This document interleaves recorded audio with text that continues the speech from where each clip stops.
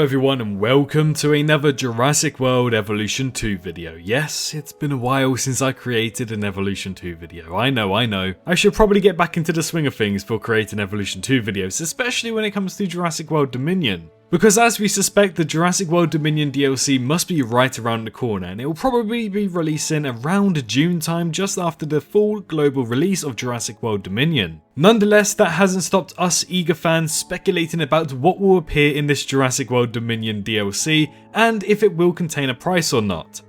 Personally speaking, from what we could tell from the Jurassic World Evolution 2 slideshow that was official by Frontier, that was recently released to the public, we can quite clearly see that from that, it may come across as if we do not have to pay for DLC. And I think you can tell that using basic English by the way that they split the paid DLC section and also the Jurassic World Dominion section. They never mentioned even the Jurassic World Dominion DLC, but if they were to, they would mention that into a paid DLC section, or also known as PDLC. So hopefully, from what we can tell, at the moment it seems like we won't have to pay for Jurassic World Dominion's DLC. However, after I've listed down all of the new species, the new remodels, the new skins, and potentially a story mode, I wouldn't be surprised if we do actually have to pay for such a DLC. But you must be thinking right now, Swerve, what new remodels, what new species, what new story mode for the Dominion DLC? Well, without any further ado, let's get into it. So at the moment there are 12 new species being added to Jurassic World Dominion, most coming from the prologue and some appearing in the film.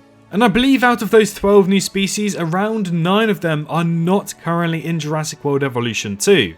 So if we were to anticipate and suspect that Jurassic World Evolution 2's DLC will contain all of these 9 species, these are the species as followed in alphabetical order. The first ones would be the dangerous and mighty Atrociraptors, followed by a synapsid Dimetrodon, which its files are already in the game currently. And then we also have another prehistoric being before the Mesozoic era in Lystrosaurus. And after that we have a small feathered tyrannosaurid called the Morus intrepidus. Another feathered creature would be the Oviraptor, as well as the Pyroraptor. The Quetzalcoatlus is also feathered, and also the Therizinosaurus. And joining that roster through the Jurassic World Dominion DLC would be the Yangchuanosaurus as well. So as you guys can tell, there are 9 new species, 9 new models to add into the game. So again, it's quite a hefty DLC.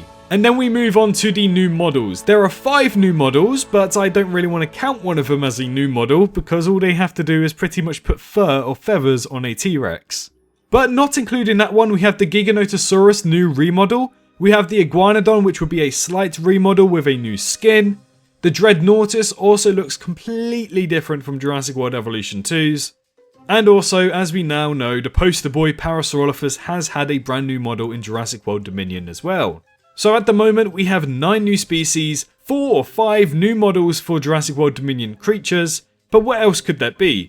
Well, ladies and gentlemen, there are 2 new story modes that have a potential. One of them being a continuation of the Jurassic World Evolution 2 campaign mode. As we know, there are only 5 or 6 missions within that campaign mode, and personally speaking, I feel like it ended quite suddenly. This might be because they wanted Evolution 2 to release before Jurassic World Dominion, and within the storyline of Jurassic World Evolution 2 contained a few spoilers for Jurassic World Dominion. So I assume they actually cut the storyline in half, and the rest will release as soon as Jurassic World Dominion releases as well.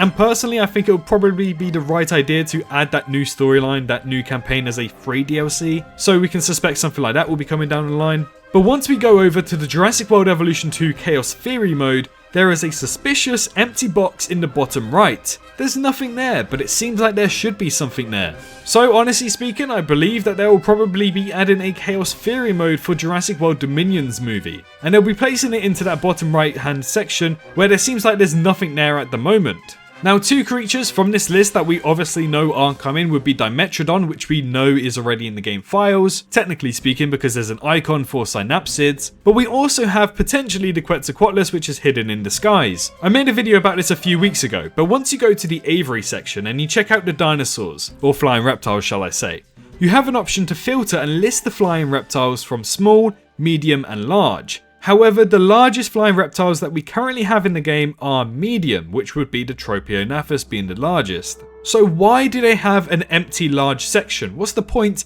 What's the point in having a large section if they're not going to use it?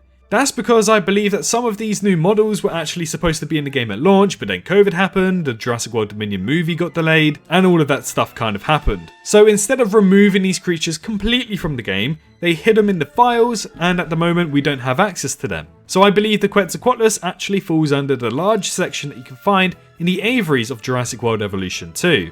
Now, a fair warning, I'm not expecting that all of these creatures will be added. It'll be very unlikely for the Lystrosaurus to be added, depending on what type of screen time it will have in Jurassic World Dominion. And overall, we're just going off what we got from Jurassic World Fallen Kingdom. For Fallen Kingdom's DLC in Jurassic World Evolution 1, we got 6 new creatures which were only added because they appeared in their debut in Jurassic World Fallen Kingdom. So that's what happened with the DLC pack. So assuming the same thing will happen, we'll have 9 creatures: a Troceraptor, Dimetrodon, Lystrosaurus, Moros, Oviraptor, Pyroraptor, Quetzalcoatlus, Therizinosaurus and Yangshoanosaurus. But some things I definitely expect, the bare minimum would be the Giganotosaurus new remodel.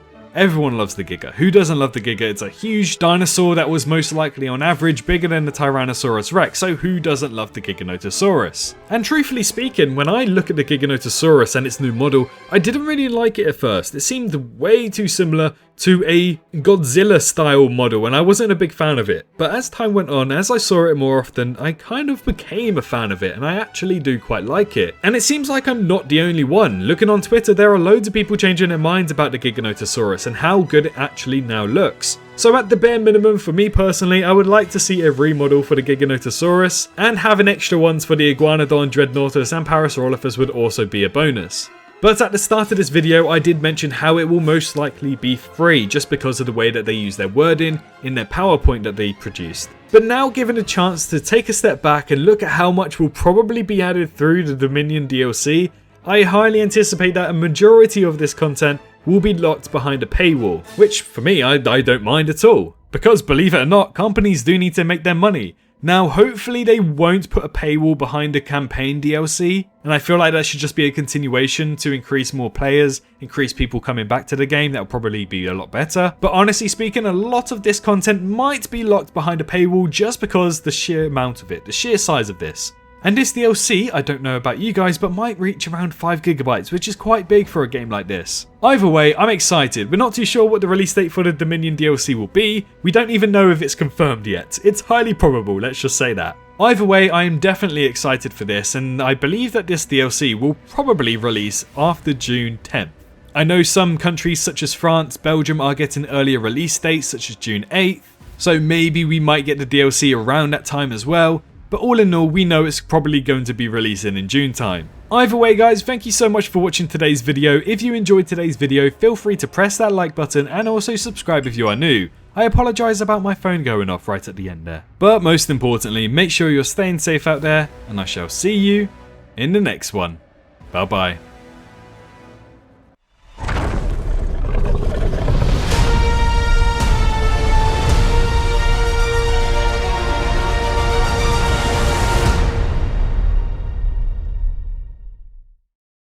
Hello, hi, you. Did you enjoy the video? Just a little reminder to press that like button and also subscribe. I just want to thank my Patreons for this month on screen right here, as giving me that little extra support really does go a long way. But anyways, I hope you guys have an amazing rest of your day.